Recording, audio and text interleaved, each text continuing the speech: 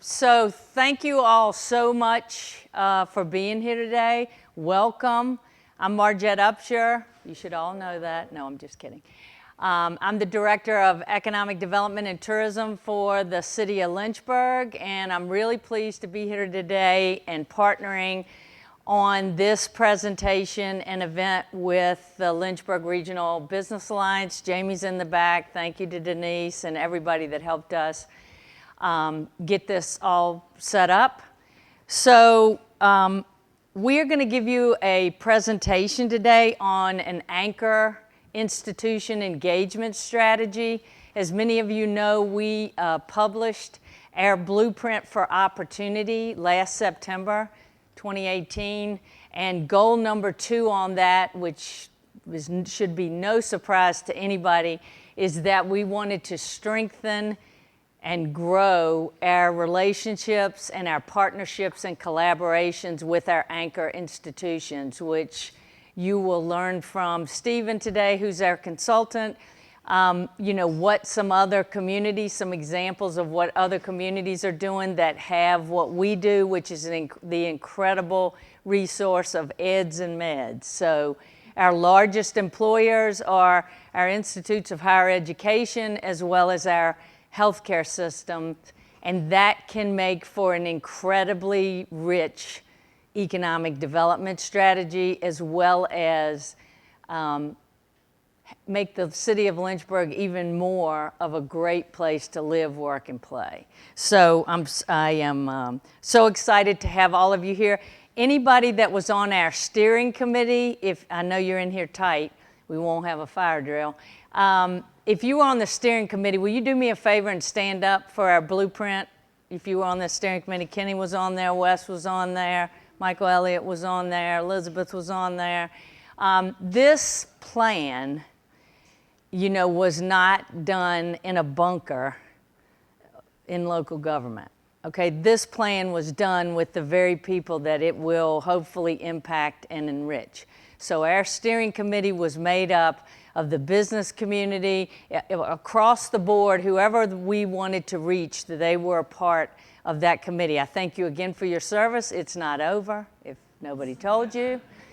Only just beginning. We'll try to keep it short and sweet. So it's a 5-year plan, and we have been working really hard with our staff, who I'm incredibly grateful for: Anna Benson, Alicia Metter, Emmeline Gwynn, I consider Lisa Merriweather, and I consider all the members of the city leadership team part of my team as well. I'm really grateful to have Councilmember Bo Wright here today. Really grateful to have the Deputy City Manager, Reed Wotica, one of my EDA members, and the new chair, Mark Strohsnyder.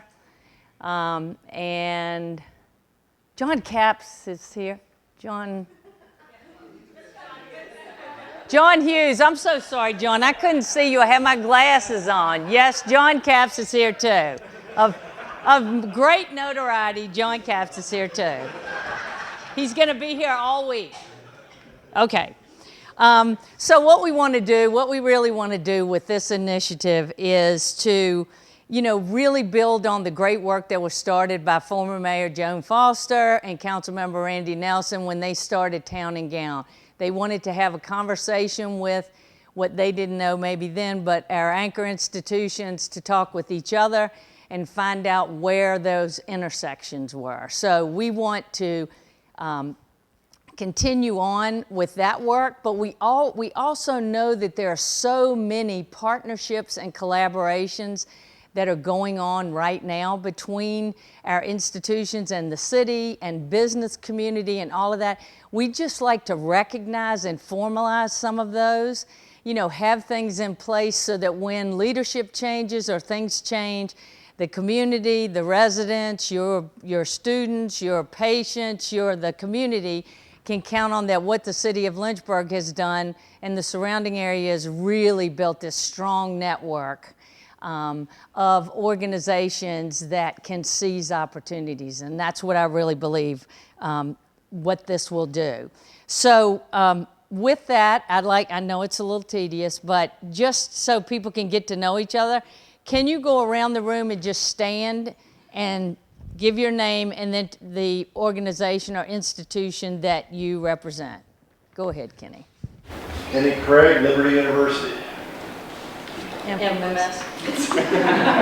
The infamous John Captain, CVCC. And I guess I'll be here all week.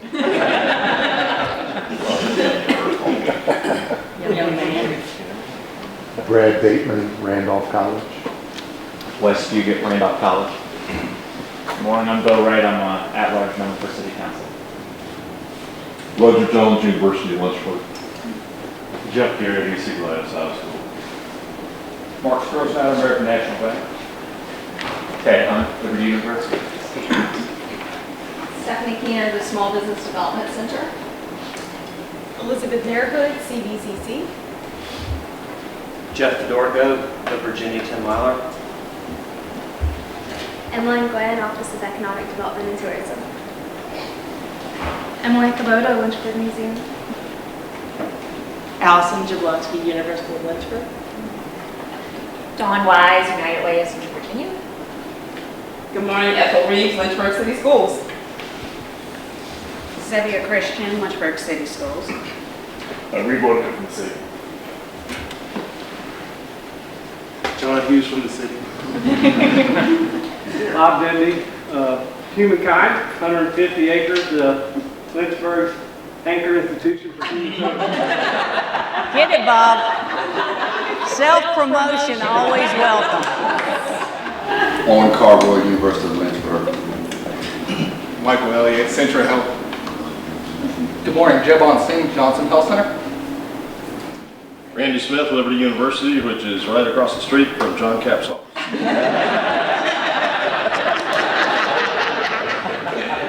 Lisa Merriweather, Office of Economic Development and Tourism. Mike Davidson, Economic Development Director in Campbell County. Todd Hall, First National Bank. Good morning, Jamie Glass, Lynchburg Regional Business Alliance. Jody Gillette, Lynchburg City Schools Education Foundation. Keith Cook with Humankind and Virginia Career Works. Kent White, City of Lynchburg. Ashley Kushner, Downtown Lynchburg Association. Ben Bowman, Central Virginia Workforce Development Board. Megan Giamona, Central Virginia Workforce Development Board. Alvin Jones, Virginia Career Works. Chris Ogden, CVCC. Good morning, Gary Christie from the Central Virginia Planning District Commission. All right, and this is Steve Smallshaw, right here from the city of Lynchburg, and Phil. Both of them at the last minute helped us by taping this, so we are eternally grateful to them so that people can see that we had a full house here today. I want to especially thank my partner in crime, which is Mike Davidson. He and I have been fighting the good fight for quite a few years now, and in terms of regional cooperation, he's one of the best. So, and Todd Hall is also the chair of the Lynchburg Regional Business Alliance, and I so appreciate you being here today, because this really is going to be about anchors, but it's also going to be about the business community. It's also going to be about your students, or as I said, your customers, as well as the citizens of Lynchburg. So I think I am really, really excited about today and what can happen from there. So without further ado, I am going to introduce you to Stephen Pettigo.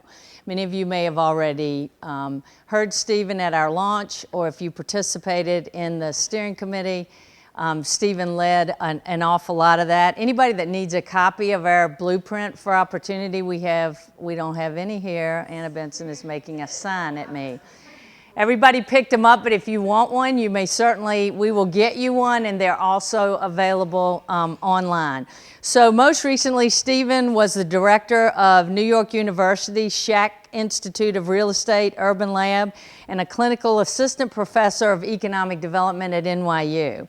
He is also the director of research and advising for the Creative Class Group, in addition to being an associate partner with Resonance Consultancy in Vancouver and New York City, and a senior advisor for Leland Consulting in Portland. He has just accepted a position as a faculty member at the University of Texas LBJ School of Public Affairs. Stephen holds bachelor's degrees from the University of Texas at Austin, graduate degrees from the H. John Hines, the third or the second or the fourth, School of Public Policy and Management at Carnegie Mellon University and the University of Illinois at Urbana-Champaign. Please join me in inviting Stephen to come up and blow your socks off. Thank you. So I'll give this to him.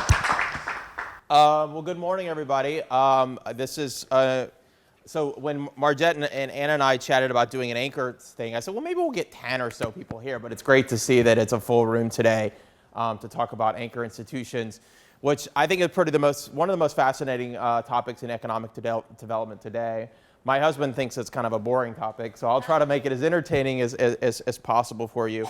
I've spent a lot of time in Lynchburg. I feel like a little bit of a native Lynchburger, a little bit of a citizen here. I've been here now, working with the city now for several years, and have been back and forth, and now make the drive from Richmond, not even using the GPS. I sort of know how to get here. It's become so accustomed. So we've got about, I think, 30 to 45 minutes this morning, and so what I thought we would do is, first of all, provide you with a roadmap of what my thoughts on what we would do today. So we've already done introductions, which is terrific. I'll go back and revisit some of the work that we did with the blueprint, just to provide some context and framing for our conversation. Talk a little bit about some of the issues that we're sort of seeing in economic development today. As I was telling City Council last night, you know, for a long time in economic development, the thing that we cared a lot about was sort of the idea of how to address competitiveness. And there wasn't really a toolkit for that. And lots of really smart people, smarter than me, economic development practitioners around the country, frankly, around the world, finally have understand that if you want to build economic development and competitiveness in your city, you bring companies, enterprises together around competitive advantages and cluster, right? That's economic development 101. But one of the things that we didn't know, right, is what are the side effects of that, right? As we know, as places become more innovative, as they become more desirable, what happens? We start to have to deal with challenges that come with that: affordability, the displacement that sometimes that's associated with gentrification. You'll see that I didn't say gentrification because I don't believe it's all bad, but there is the displacement pieces that are associated with it. And then just sort of generally speaking, some equity issues. And so these are really, in my mind, actually fascinating questions that communities like yours, small, medium-sized, even large communities across the country are really trying to deal with in terms of how do you address these issues. Because frankly, that's sort of in my mind, that's where economic development is now. It's economic development 2.0 is trying to deal with, well, as we become more innovative, as we build competitiveness around our institutions, our research institutions, how do we deal with that? So I'll talk a little bit about that. Talk about why anchors matter. We'll talk a little bit about the roles of anchor institutions and what they do. And a lot of you, this has been, you all as a community, as a city, as Margette was mentioning, have done a lot of collaboration before. But maybe what we can do is just provide a little bit more structure around sort of what our roles and how anchor institutions can work together. I'll give you a few examples to make it a bit more contextualized, and I'm happy to answer questions as we go through this, and then talk a little bit about anchors in Lynchburg and sort of what our thinking was about the blueprint and how that goes forward, and then finally open it up for discussion and questions. That said, if you have questions as we go through, please feel free to interrupt me. I will happily entertain them. So, revisiting blueprint. If you remember, I mean, this is the great vision statement that the blueprint was really built around, the idea of creating opportunity for all residents. And as we know, that's economic opportunity, but that's also social opportunity and this idea of social inclusion. And so a lot of that will play an important role in terms of how do we think about some of the things that we're doing. If we remember, go back to the blueprint, if you have it in front of you, or if you haven't had a chance to take a look at it, there were really sort of 5 goals. The first really about the idea of expanding and supporting current business development that's happening in Lynchburg. You'll see that I said expanding and supporting. You know, a lot of times in economic development, we get too fascinated about the idea of attraction and not enough about the support of our local ecosystems. And so, and in fact, if you look at all economic development dollars, and there's been great studies about this that says we spend way too much money on attraction and not enough money on retention. And really the greatest bang on the buck that we get is how we help our local businesses expand. And so that's really what this plan is really built around. Second is about you all, anchor institutions, which were broadly defined. Third, which I believe is really, and frankly, all three of these these goals are tied together, and anchors play an important role in all of these supporting talent pipelines, which we have many of our workforce development providers in the room today, which is terrific. Creating a great quality of place, and then obviously the thing that Lynchburg, I still believe, can do a better job of, frankly, is telling your story, right, and sort of communicating what that message is. So those are the things that, as we talked about, the framework for the goal. If we look at the thing about anchor engagement, the things that we had talked about in terms of anchor engagement, really starting to pull you all together. I think this is one of the first times that you've had a full room of anchor institutions together. So hats off to the team and their partners for getting you all here, talking about how we can do some goal setting and what are some things about how anchors can collaborate really around some of these key issues, or really some of the ideas around the goal as you take a deeper look at the blueprint. So what are our challenges? What do we know that cities are facing? Well, the worrisome trash about cities is that as places like Lynchburg become more desirable, they're losing their middle class, frankly. And in fact, there's a great study from the Brookings Institution, the Metropolitan Group with the Martin Prosperity Institute, that looked at how the middle class was shifting out of cities and how it was losing, and looked, frankly, at all metropolitan areas. There's 229 of them that we looked at. And there are, of the 229, 203 have seen a shrinking in their middle class. Poverty is growing in our suburbs, and now more people live in poverty in the suburban communities than our city communities. And so cities are having to deal with these issues about what is happening to cities, and frankly, their regional partners are having to challenge with this idea that the missing middle is going away. Why is this happening? Well, frankly, as we talked about, it's a lot of the things that happen. We all want a lot as what we would say our creative class, our talented residents, our students. We all want great economic opportunity. I still, as a New Yorker, would love a simple commute. I don't know that I'll ever get one. An urban lifestyle, amenities, open and culture, all creating this paradox for land, which is creating this challenge in our cities. And frankly, here's the rub. Healthcare institutions, universities, culture institutions, frankly, are part of the drivers of the inequality in our cities, right? Because frankly, people like me, educated, creative class, people like you all want to live near those institutions. So what do? We drive up prices, we drive up affordability challenges as well. So we're creating these crises in our cities. And so for a lot of times now, what's happening is for us as city stakeholders, as residents, as partners in our communities, are having to come back again to think about not only how we build competitiveness in our city, but how do we build inclusiveness in our city, right? How do we address these issues, these systemic issues that we're dealing with? And this is happening in cities all over the country, right? This is not just a New York City problem. This is not just a San Francisco problem. This is an Austin, Texas. This is a Lynchburg problem. This is a Richmond challenge. These are challenges that we're all, as our cities, are having to grapple with in terms of how to address these issues. I can't tell you. It's interesting how much the conversation in economic development has shifted I was in Staten, Oregon 3 weeks ago, which is a very small town on the Oregon coast. I'm doing a plan very similar. I love working in small towns. And we're still, just that same small town is dealing with affordability challenges. Because of the outgrowth of Salem, Oregon, the capital is seeing the pressures of what that's putting on smaller communities, again, dealing with some of those challenges as well. So anchor institutions, who are they? They are you all. And the simple definition is that, as believe it or not, all of your competitiveness, frankly, as institutions, are tied to place. You're not going to pick up your location and leave. I mean, research universities, colleges, healthcare institutions are literally anchored in the community. And in fact, a lot of times the largest endowment that many of these institutions will have is their real estate portfolio. And so literally the locational advantage that an institution has is tied to the community in which it is. And so that can be healthcare institutions, that can be colleges and universities, that can be cultural institutions, that can be even government plays a role, right? The largest, I was telling City Council last night, the largest anchor institution in the entire world is the United States federal government. And in fact, if you want to understand the growth and the revitalization of Washington, D.C., suburban Maryland, and Northern Virginia, it's not because there was really smart economic developers there, maybe there are, but really it was tied to the development and the growth of the U.S. federal government. So they hold significant investments in community. A lot of times they are the largest employers. So in fact, if we look at your community, and we look at the top 10 employers of your community, what we know is a majority of those employers are, as we said, universities, healthcare institutions, et cetera. And in fact, if we start to put you together, right, we start to put meds and eds together, not only do you become the largest, potentially the largest employer, you also become the largest real estate holder in cities.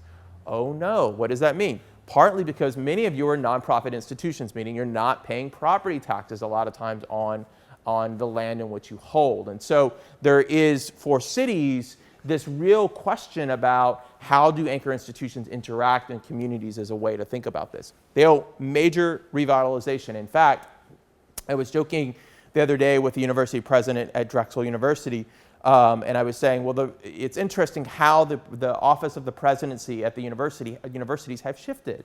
And that is, the office of the president of many universities have now become, obviously fundraising and development has become a key piece, but it's amazing that if you go to president offices across the country, how many of them now are the center of the real estate development that's happening on their university colleges and campuses as well, in terms of capital improvements. Again, being really major impacts for potential revitalization. The other thing I would say is think about how many are the amount of goods and services that your institution purchases. And so there's lots of thoughts about, particularly around anchor engagement, if anchor institutions are simply to change the way that they are purchasing goods and services, to make goals or commitments to say, I'm going to take 10% of all of our buy, our local spend, and have a local spend in our community. What that can absolutely do for terms of impact, right? So there's many ways to think about that in terms of that. And then finally, the real thing about this idea of anchor institutions is, as we'll talk as we go along further, is that institutions, this is about creating an environment not just where the city's competitive, but frankly where you're competitive. Many of your university represent universities.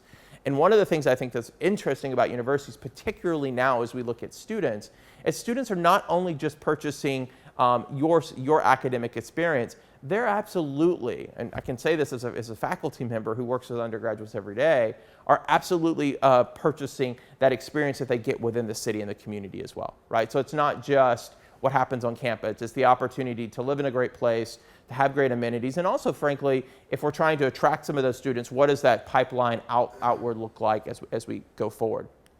So again, why do we care about institutions? It's really about this idea of shared value. Vibrant communities help anchor institutions, and vibrant anchor institutions are really critical for communities, particularly communities that have large-scale anchor institutions. And so you can imagine that as we look at colleges and universities across the country, or even healthcare institutions, it is vitally important for many places to make sure those institutions are healthy. And frankly, when we start to look at healthcare institutions across the country, even some educational institutions, those are defined as what we call local industries, right? So much of your growth is developed, or even cultural institutions, is really key to the development that's happening in the local region around you, right? More, as the region grows, you grow. As the region contracts, potentially you contract as well. So anchors are this idea of a shared value. And so why do anchors care about communities? You know, I think this is some great work from Mike Porter and the ICIC team out of Boston. They say if you think about anchors, there's really three reasons we care. One, increasing goods and services. That's pretty expended. The better our environment is, maybe the more students we attract. If we are growing as a region, we have more healthcare, more patients. If we are growing in terms of visitors, that's obviously good for recreational and cultural institutions as well. The second thing that becomes really important is supplier networks, right? How many folks how do we expand our supplier networks to make sure that we have the right types of contractors and the right types of networks to build that capability, both efficiency and as well as innovation. And then finally, frankly, the largest issue is talent attraction. We are now dealing with, we're lucky to be living in a time where employment is quite good. Unemployment is low, and so it makes talent attraction can be a challenge. Even in some of the most challenging times, as we know, even when unemployment is high, a lot of times it's that skill mismatch that we deal with as well. So there is this sort of return on value as well. So what are some roles to think about? This is a great way to sort of think about a role of an anchor institution, and many of you probably, as you sit around and look and think about your institution, you can probably think that you play many of these roles. Institutions, as I said before, are major real estate developers. Frankly, a lot of times they are the largest real estate developers. In fact, I'll give you a really interesting, just a little tidbit. Many of you have been to New York City. The two largest landowners in all of New York City combined are Columbia University and New York University. We're the largest real estate developer in the entire city of New York, actually. Universities, again, making that power around real estate development. Purchaser of goods. How many goods and services are we? How many paper clips are we buying? What are we buying in terms of catering? What are we buying in terms of just even goods and services in terms of cleaning or professional services? We employ a lot of people. We develop hopefully great pipelines for workforce. To the point earlier, I guess last night, anchors also played a really important role in terms of cluster development. And so particularly as we looked at your business sectors, your institutions here are really that key catalyzer for ensuring that, that business development continues to happen in terms of this. Infrastructure builders, core service products, meaning that we all offer core service product and goods and services. So how can we as anchor institutions think about our interaction within the community? There are really sort of three roles. And what is really interesting is see the evolution about how anchor institutions have worked. I would say this is basically Anchor 2.1.0, 2.0, and now we're sort of into this 3.0. But the first way that anchors have really played a role in community is to act independently. And I'll give you a couple examples of that. That is to say, Institution X, healthcare institution X, cultural institution X, says we're going to make a major play in our community because we believe we want to have some impact. We also believe it's important for our competitiveness. So it's not just because of philanthropic issues, right? It is this idea that if a community is helpful, if a community is viable, so is that good for the competitiveness of the institution. And so anchors can act independently. We know that anchors can act with each other. So there are examples of anchor institutions coming together to say, we have a common goal in mind. The two of us have two or three of us have a common goal in mind. We act around that common goal. And now, one of the things that I think is really exciting is that it's not just anchors working together. We now have moved to a place where anchors are really, in a sense, working alongside partners and into collaboratives. And so if there is a goal that's identified in that blueprint or in that economic development strategy or at that larger mission, anchors are saying, let's come together with our city officials. Let's come together with our philanthropic partners. Let's come and partner with our nonprofit organizations, our private sector, to think about how we build these interesting collaboratives to solve some of the issues or to make us a bit more competitive as a community. So there are many, many ways to think about this, and I'll show you an example, or I'll walk you through an example of each of these. So examples of anchor institutions. I'll give you some examples. The most quintessential example of an anchor institution, how many of you have been to Philadelphia recently? How many of you have been to West Philadelphia, University City? The revival of West Philadelphia, or the revival of Philadelphia or West Philadelphia can much be accredited to the work of the University of Pennsylvania at UPenn.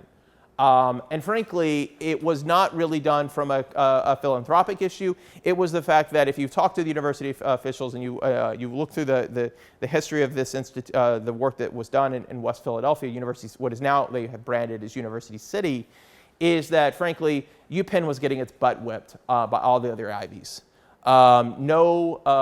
Parents were not wanting to send their students to UPenn, and because of crime, because of safety issues, because of, frankly, West Philadelphia was just not a very nice place to be.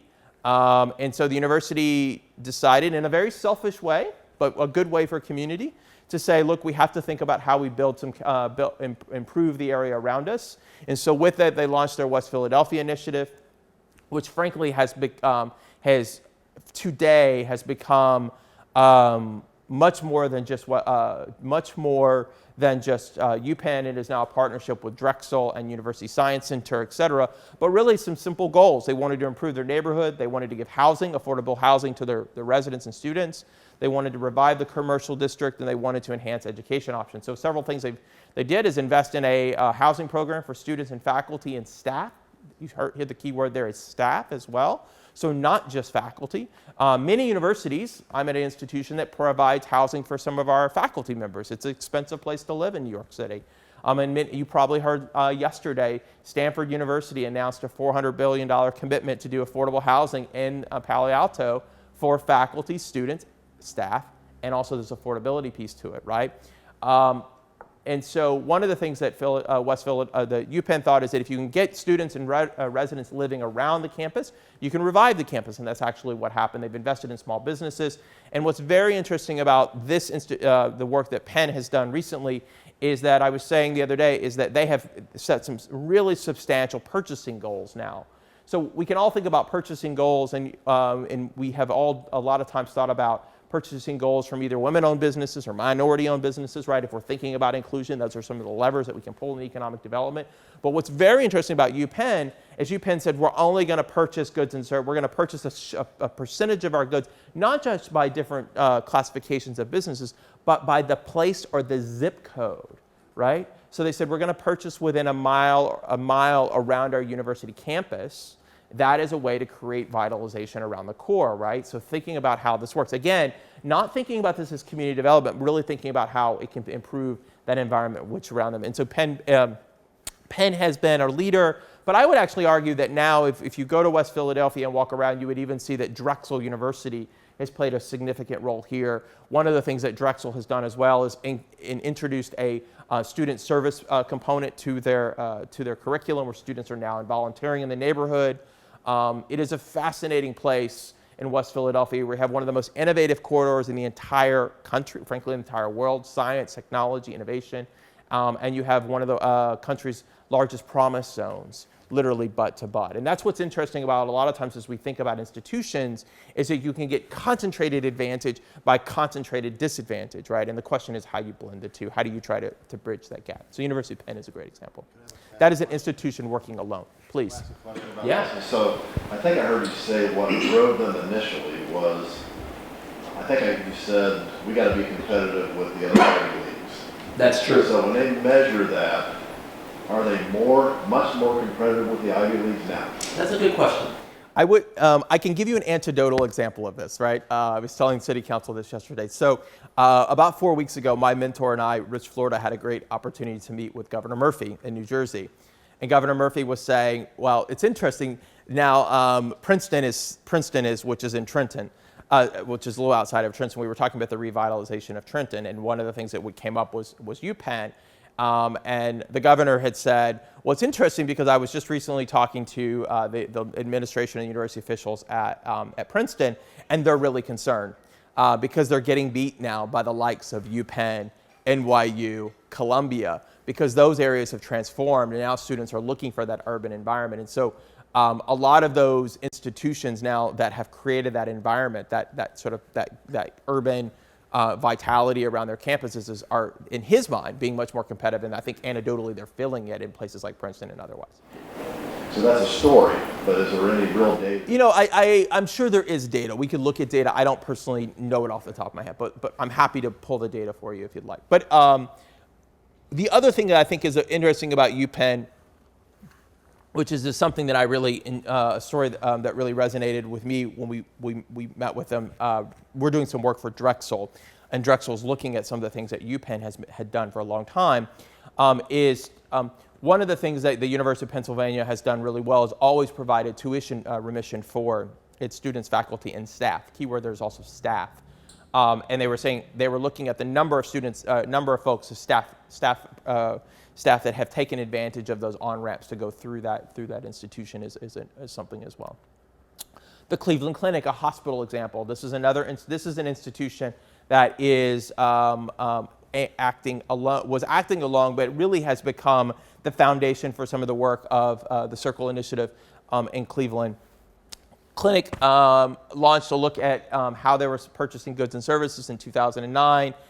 If you've been to Cleveland and around the clinic, by the way, the clinic's obviously one of the most fascinating places in the world where fascinating research happens, but extremely impoverished area. Again, having this issue of thinking about what are some of their supplier development, how they can, frankly, they were dealing with a workforce development issue in terms of a pipeline, in terms of not just the brightest stars, but those pipelines at the sort of second and third levels. And so there were some questions about how they could advance workforce. And so have done a lot in terms of workforce initiatives. They've also done a lot in terms of changing their supplier goals and putting supplier goals in to buy from the local neighborhood as well. So what are anchor collaboratives? As we talked about earlier, before we describe some examples, let me go back and revisit what are anchor collaboratives. So anchor collaboratives are this idea of anchors working together, institutions like Liberty working with Lynchburg College or another healthcare institution to say that we want to address an issue, and we're doing this within a framework of a plan or with a community partner. And one of the things that is the reason a lot of the practice has moved towards collaboratives is, frankly, is that we know that limited resources are limited. Budgets are smaller.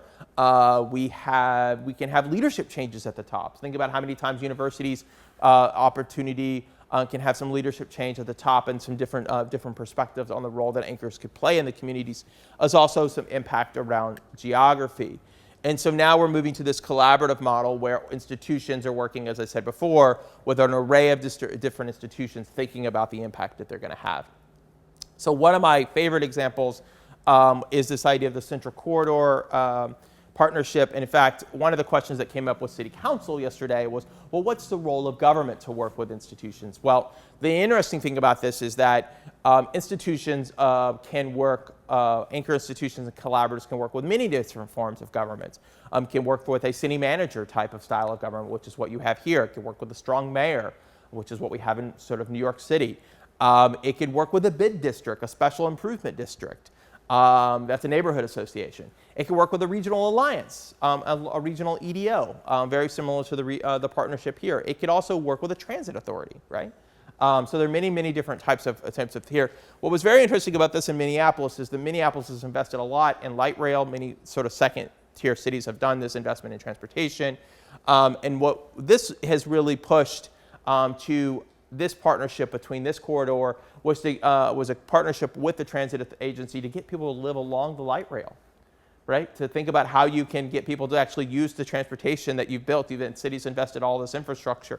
So there's some interesting collaboratives that went along getting employees, residents, and folks to live around this, as well as encouraging local spending along the corridor. So all the anchor institutions made a goal to increase their purchasing power by 5% around this corridor. Again, trying to think about how you build up a commercial district. Man, just changing very small ways that we think about business and the way we conduct our businesses can have an impact on community. Midtown Detroit. Have you been to Detroit recently? The revival of Detroit. Everyone says the revival of Detroit has been a lot in part by Dan Gilbert, who owns the Cleveland Cavaliers. That's most of us the way that know Dan Gilbert. That's the way my students know Dan Gilbert. In fact, Dan Gilbert, as you all know, is the founder of Quicken Loans, has played a huge play to move most of his operations into downtown Detroit. I think it is estimated that he now owns upwards of 15 to 20% of downtown Detroit. It's almost like playing SimCity a bit, right, in real life. But the other partners that have played an important role in the revitalization of downtown Detroit has been the anchor institutions, frankly. Wayne State and the healthcare institutions have made a significant play to, as Gilbert has made investments in terms of improving infrastructure, getting people just to live back downtown again and in the Midtown core, giving some incentives to make sure that residents are creating that foot traffic as well. And so that was obviously done. This has also now moved beyond just live Midtown to direct. The anchor institutions have also made a commitment to buy from Midtown Direct as well. Again, some purchasing ideas. I mean, thinking about the levers that we as institutions can play an important role as well. So as we think about collaboratives, who are the folks that play a role? Institutions, nonprofits, city leaders, financial institutions, small business advocates, foundations can play an important role, workforce dividers, all those types of folks, all centering around an economic development strategy. Now, what's interesting a lot of times about collaboratives is that a lot of times when collaboratives come together, they don't have a strategy or plan in place.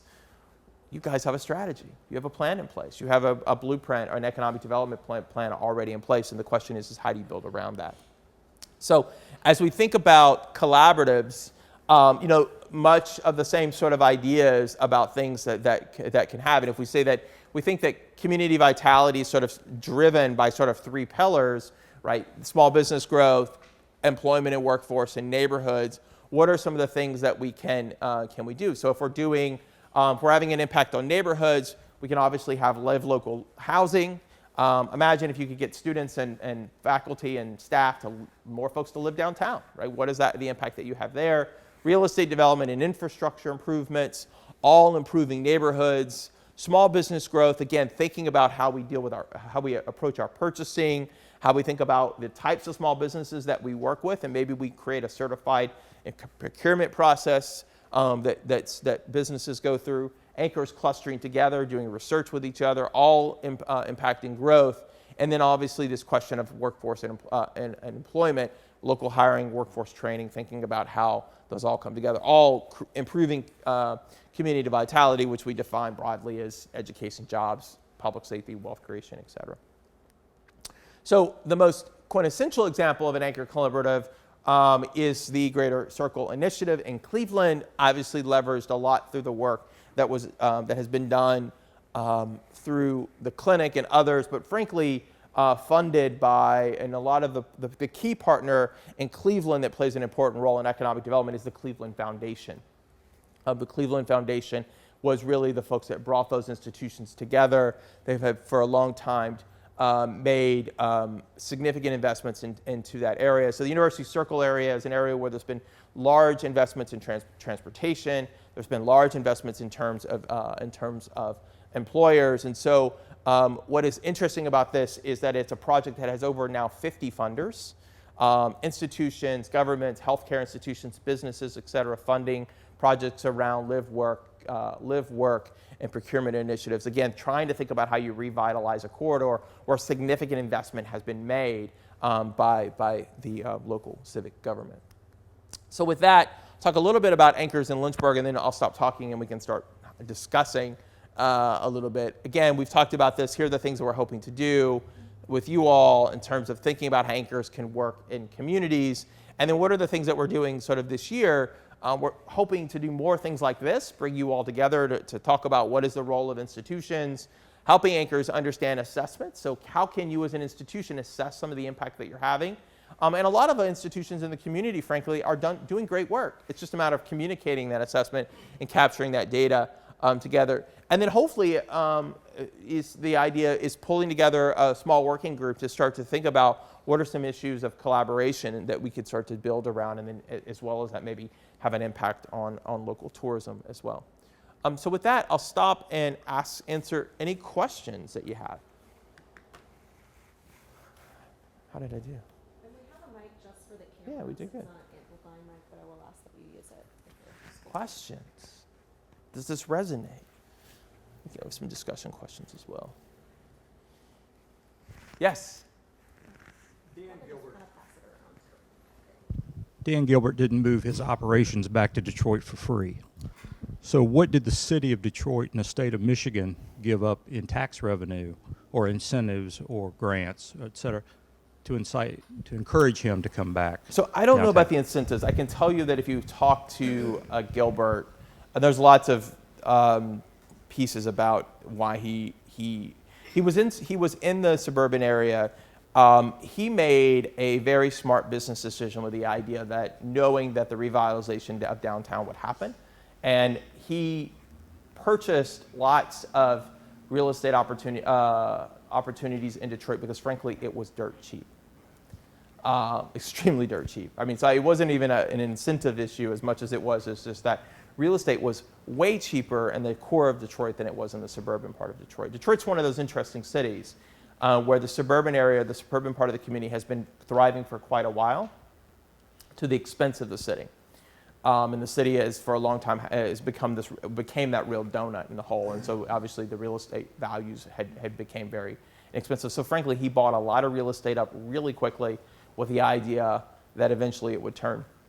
And he made a smart investment, frankly. I think that Dan Gilbert has been a player in Detroit, a player in Detroit, not the reason that Detroit has transformed completely. The institutions have played an important role there. I would say that the philanthropic community there has played a significant role through the Kresge Foundation, as well as the J.P. Morgan Chase Foundation. And then, frankly, the other thing I would say is they've had a really pretty damn good mayor. Mayor Duggan has been probably one of the best mayors in the country around thinking about revitalization. And so I think it wasn't just the idea of Gilbert, but it was the idea of a kind of a perfect storm that's kind of led to the revitalization. And frankly, the media did Detroit a really great story as well, right? Detroit became, for a long time, as we know, has become the poster child for revitalization. In fact, all my I sometimes have students say, well, I'm going to go to Detroit for the weekend. I was like, you should go. They come back and they're really disappointed. They're like, it's not as great as I thought it was, right, in terms of how fast the revitalization is at. Because frankly, all they're reading is the glossy headlines. It's not Brooklyn in the Midwest as much as it is as they, you sort of think. But it is, to your point, in not answering your question directly, but I think it's an important point, is that one of the things that we can think about as institutions is that, yes, healthcare institutions and workforce providers and cultural institutions and universities can play a role, but a lot of times the other sort of anchor that can really jumpstart a community can be these large-scale real estate developments as well. And so as we think about anchor collaboration and the role that anchors are playing across the country, it is not a one-size-fits-all model. I mean, in fact, if you look recently, if you have looked at, I've been following the pushback that we're starting to see on big technology companies, the Googles, the Facebooks, the Apples, the Microsofts as well. They're one of the success story, what could be an interesting success story to look at is what Google is going to do out in Silicon Valley with its work around working in a partnership with the city of San Jose around thinking about how their development in the downtown core can be this anchor, right, along with other institutions, the Regional Alliance, et cetera, to think about how they revive the city of San Jose. Because frankly, it's the only walkable footprint in all of San Jose. In all of the valley, really. Other questions? Please, make them hard. I'm curious what the weaknesses are of the anchor strategy. I sense that consensus is building in Lynchburg around this idea, and I'm fully supportive of it. But what are the ways in which communities that have pursued this approach, where have they tripped up? That's a great question. Particularly, it has been an issue. So anchors have had issues when they don't engage community. So when there's little to no community interaction at all. So it's great to have anchor institutions around, but the other folks, the reason that we're starting to see more anchor collaboratives to come together is because neighborhood associations, community boards, neighborhood alliances are saying, look, we are neighbors too, right, and have to play a role. And so if you look at the work, for instance, around University City in Philadelphia, you look at even some of the issues with the Amazon deal in Long Island City that, as we all know, has fell apart. Partly that was because of the idea that there was not enough community engagement. So whatever happens in terms of anchor institutions, particularly if you're dealing with place-based initiatives, right? Development, redevelopment, housing, those issues that affect your daily, how you live and work every day, that neighborhood engagement piece is extremely important.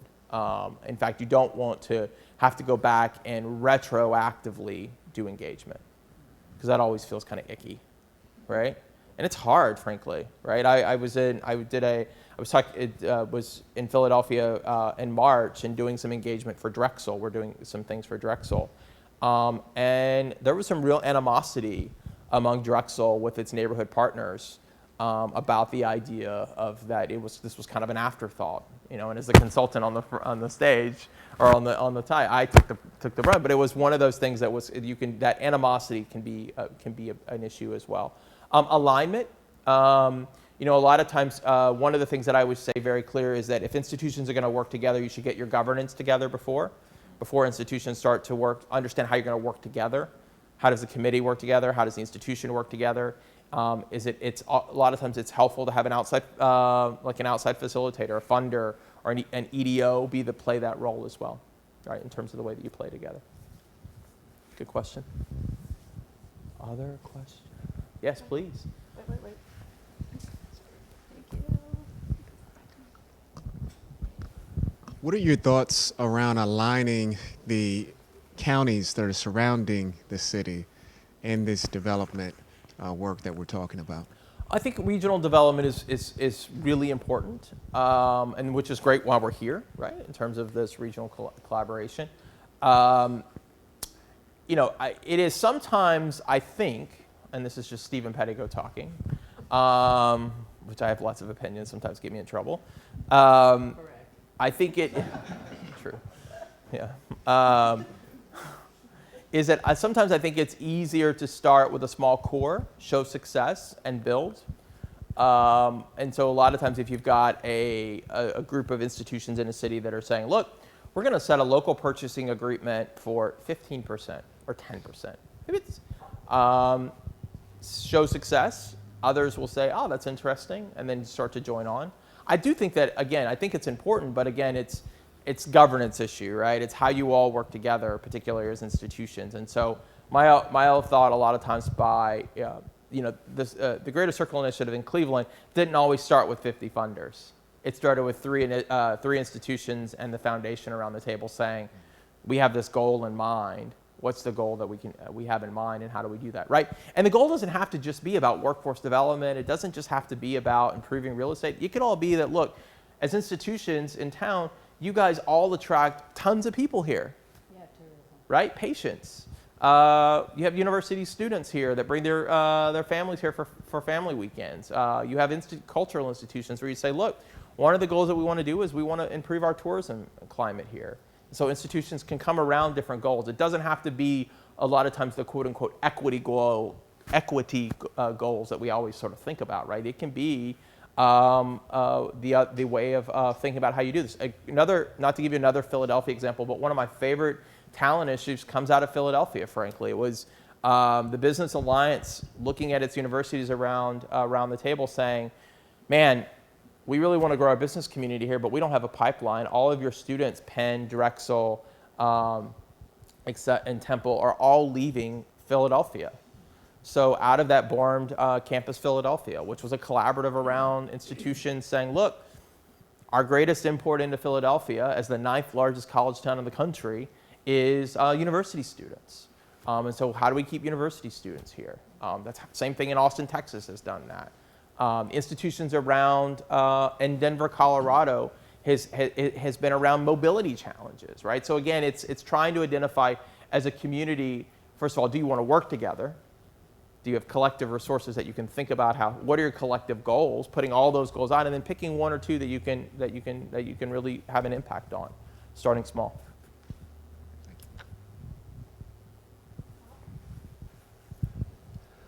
So can you speak to human services? I humorously mentioned Humankind as a anchor institution for human services in the community, and you mentioned a few right there around transportation, housing.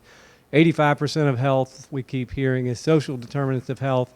A lot of focus goes into health and education, but have you seen some success or have some models that we can follow around supporting human services, transportation, education opportunity, workforce opportunity, employment, and obviously housing, to make sure that we're considering mental health needs, social needs to keep people healthy in place instead of having to go into the beds of the hospital? Mm-hmm.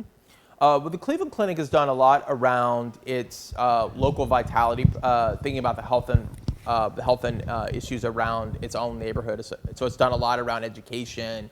There's a community component for that in terms of things that they've done there, in terms of trying to get reducing obesity level, trying to get people educated about obesity and making healthier choices in terms of tobacco, drinking, all those types of things. The clinic put a lot of effort around that in particular. And I'm happy to send through Margette some examples where you can read through that the initiative has done a lot in terms of just some educational awareness as well. One of the most interesting issues that I think that is interesting right now that's facing cities today is this question of homelessness. Austin, Denver, I'm particularly focused on, I'm moving to Austin, Texas in 8 days. 8 days. But the issue I've been following a lot is around homelessness in Austin, where it's now, if you look at the homeless population in Austin, it's 2,500 homeless residents. I don't know the data. I know the data because I'm a geek and I looked at it this weekend. And one of the things that mayor is trying to do now is say, look, institutions like the University of Texas, like St. Edward's University, healthcare institutions, because there's been a big investment in terms of the Dell Medical School there, saying, look, city is not going to solve these issues alone. Let's work with these institutions. And so that will be an interesting partnership to watch. Same in Denver as well, where Mayor Hancock has tried to do some of this.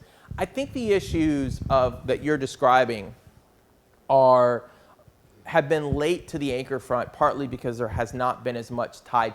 Folks have had a hard time understanding the return on the investment in terms of competitiveness, frankly. Prevention is hard to prove.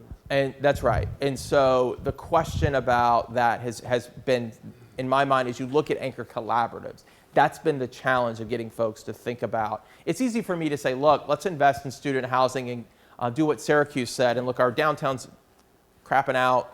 Let's get students and university faculty to live downtown, and we'll do some housing downtown, and that's a return on investment, right? City can see it, institutions can see it, all that stuff. But things like you're describing, unfortunately, a lot of times can be a challenge. One of the institutions that I am fascinated with is Drexel, and a little bit of Tulane as well, partly because of their student service component, where they're actually using students to do some of this engagement in the communities as well. That may be as close as I can get you, but I'm happy to give you a couple examples. Yeah, sure. Please. Let me preface this with a comment that there is a number of strong K-12 private schools in the area, but there's no conversation at all about public schools in all of this. And I'm curious about, if you want people to live downtown, sure, if you want to develop a workforce that supports local industry, there's got to be a strong public school system that is connected to that, and a strong private school system as well.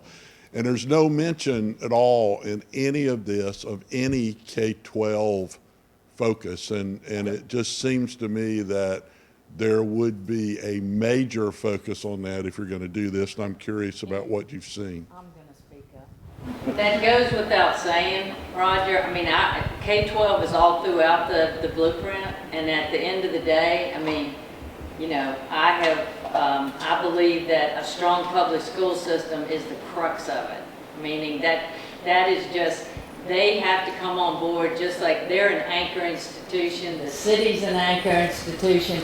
All of this has to work together.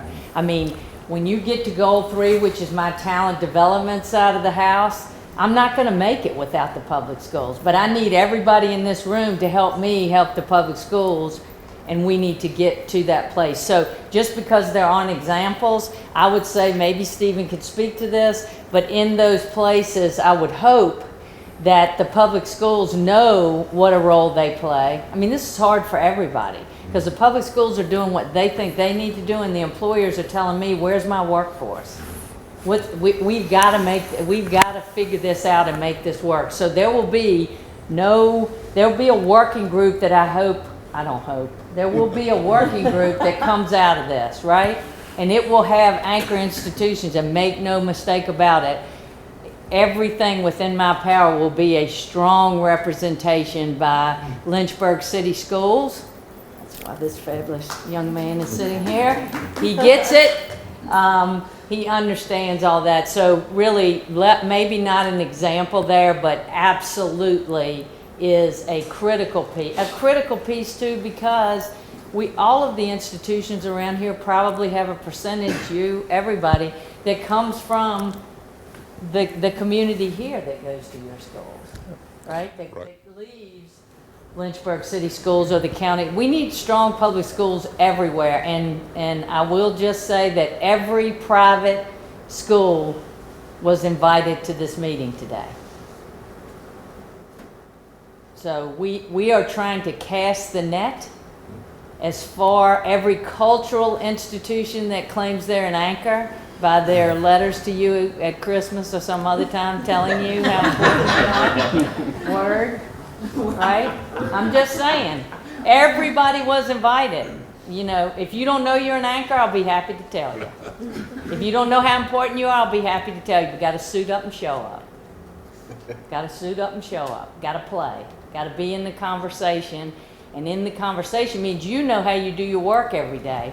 How can I take the work you do every day and not become cumbersome, but intersect with you to make this one of those examples that's out there? Philadelphia, these are all big, big, big MSAs. There is no reason on earth why we are not right up there with what and we are more nimble, I believe. Doesn't show that all the time, but we're more nimble because we can make those decisions without layers and layers and layers of bureaucracy. At least I don't think. I think, you know, our colleges and universities are amazing. The most entrepreneurial college that I think on the planet right now is Liberty University.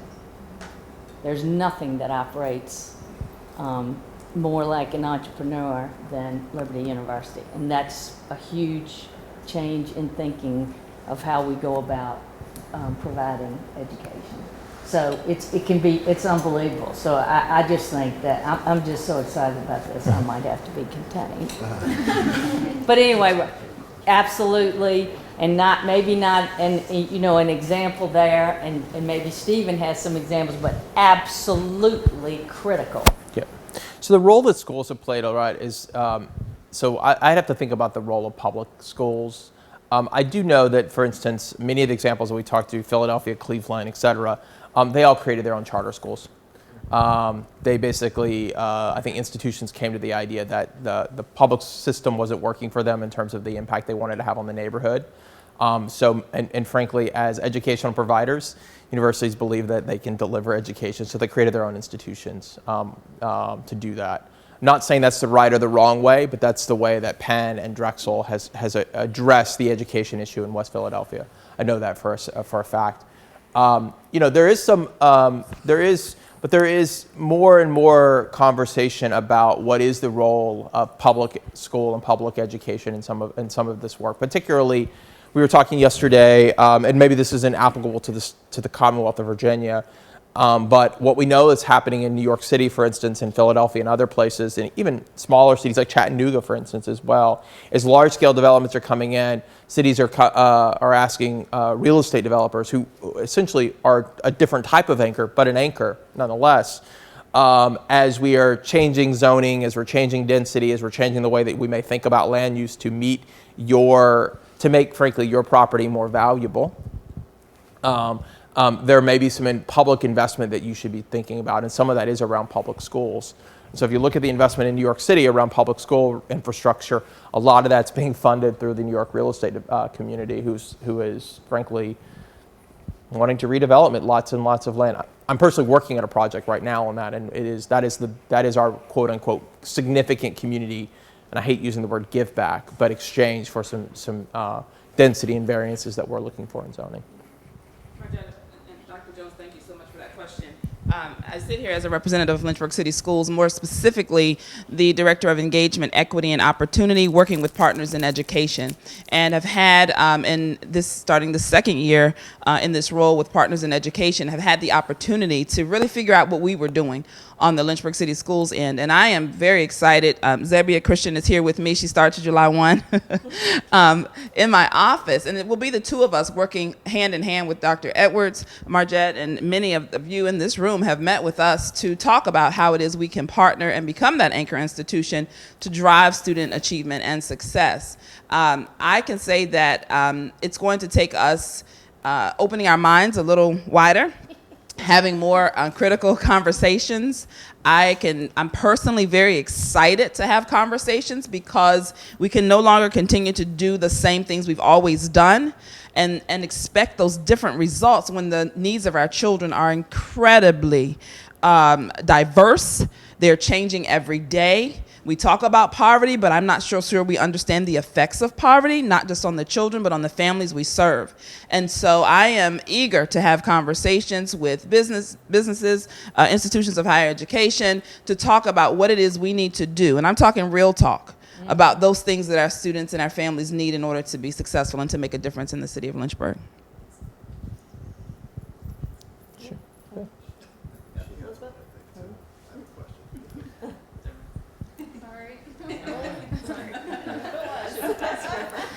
So I I'm from the museum here, and we don't have a lot of purchasing power. We definitely don't have a lot of real estate. What are some things that smaller cultural institutions can do to really, help the community give back as part of an anchor institution? Like, what are some things that we can do if we're really lacking funds? Well, I think so. One of the things, right, is institutions coming together. Right, thinking about how you come together as cultural institutions. Cultural institutions, by the way, can have a significant impact on institutions. In fact, I always tell I give a lecture every semester at NYU to our sports management group, and I say one of the largest groups of anchor institutions in all of our cities is our professional and our minor league and our college sports teams. Because think about how many folks come to watch those and participate in those games.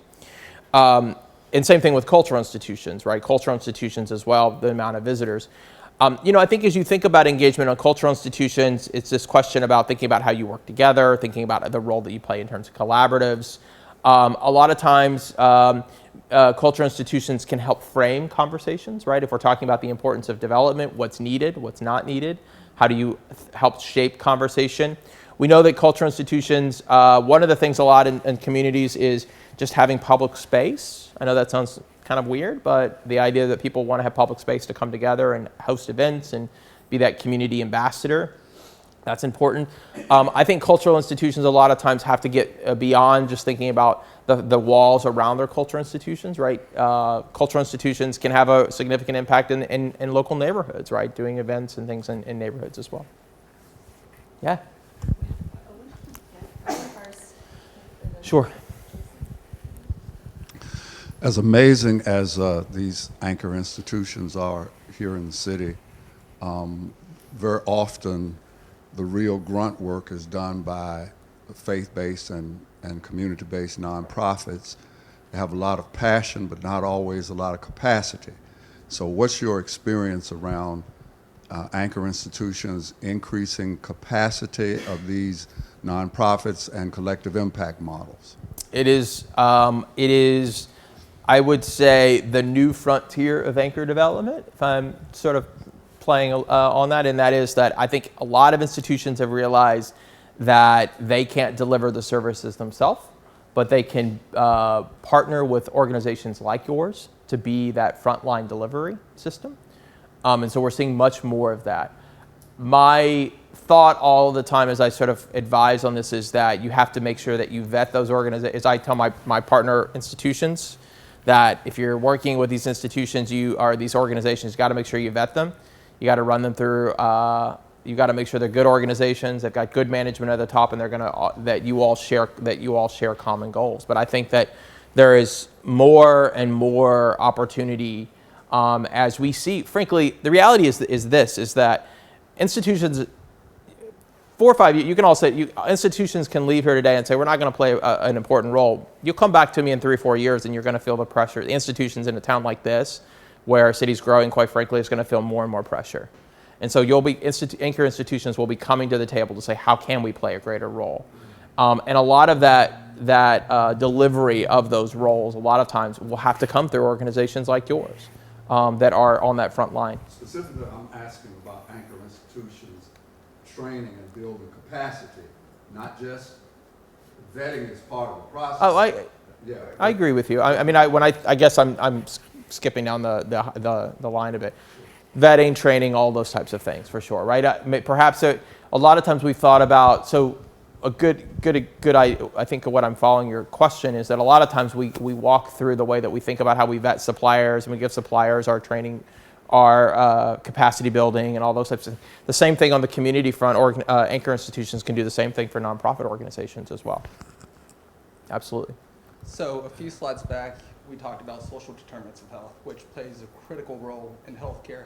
About 2 to 3 years ago, the state created a program that allows referrals to other agencies. So if a patient comes in and has food challenges or legal challenges, we're able to refer that patient to an entity that's able to help them. That program was shared with almost all the agencies in town, but the use of it is minimal. So how do you engage those entities to participate in programs like that? I think a lot of it starts with hopefully your institutions come together. You've developed some goals and priorities as a working group, thinking about what are those goals and priorities and how you can sort of meet those goals and priorities and hold each other accountable. A lot of times it's not just about creating a program, it's about getting people in the room to start to talk about how they work together towards those programs. And that's what the whole idea of collaboratives are, right? You can imagine, I mean, what's great about Margette, right, is she's kind of a taskmaster. And so she'll pull you all together as a working group to say, let's identify 3 or 4 goals and start to work towards that. That could be one of those same types of things, right? But, you know, it's not also, I think, I mean, what's great about the work that we've done prior is we're now sort of implementation. And as I told City Council last night, we went through an 18-month process to develop this blueprint. We talked to a lot of you. We talked to a lot of your stakeholders. We looked at lots of data and research. We built this plan in hand with many of the partners. And it is to be successful, to achieve a lot of the goals that are in that plan.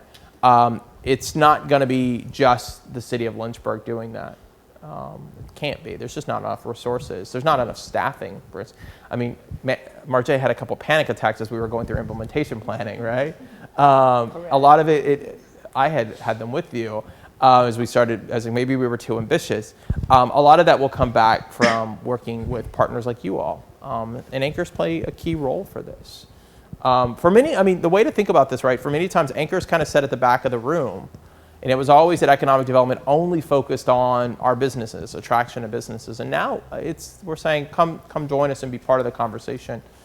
And that's, I think, where we are today. And that's one of the reasons we just sort of wanted to, I think, pull people here is to provide some framework. And for you to think, I would hope all of you leave here today thinking differently about who might, you know, be an anchor. Because we sat down and as we were thinking of the list here, every foundation, all the cultural anchors, the tourism asset, I mean, all of the people, you know, the different groups here, we tried to bring them to the table so they could just sit here and hear this conversation because this is, other than being a lifeguard at the pool, this is my first public sector gig. And so when I came on board here, the first thing I said to the nonprofits here is, you're still a business. Your donors, you know, are your stakeholders. You still have to produce, you know, why you are a good steward of their money. What are your goals? What's your work plan? What is all that? I had the hardest time getting them to think of themselves. So every anchor here has a workforce. You probably have a parking problem. You have all the same things that businesses, you know, have. So where are, you know, when centers are trying to attract doctors and administrators and all that, where do they live? I mean, the same issues that any business has, you have. And so you are here and can help and work for it. Where's your workforce come from? How do we help you make sure you've got a pipeline? Because if you don't have a pipeline, you can believe that some of the businesses down the road don't have a pipeline either, and you can provide that, but you have some of the very same needs as they do. So that's one way to think about it, but it's also just having everybody in the room, because it really is questions like Lynchburg City Schools. It's going to be a curriculum issue too.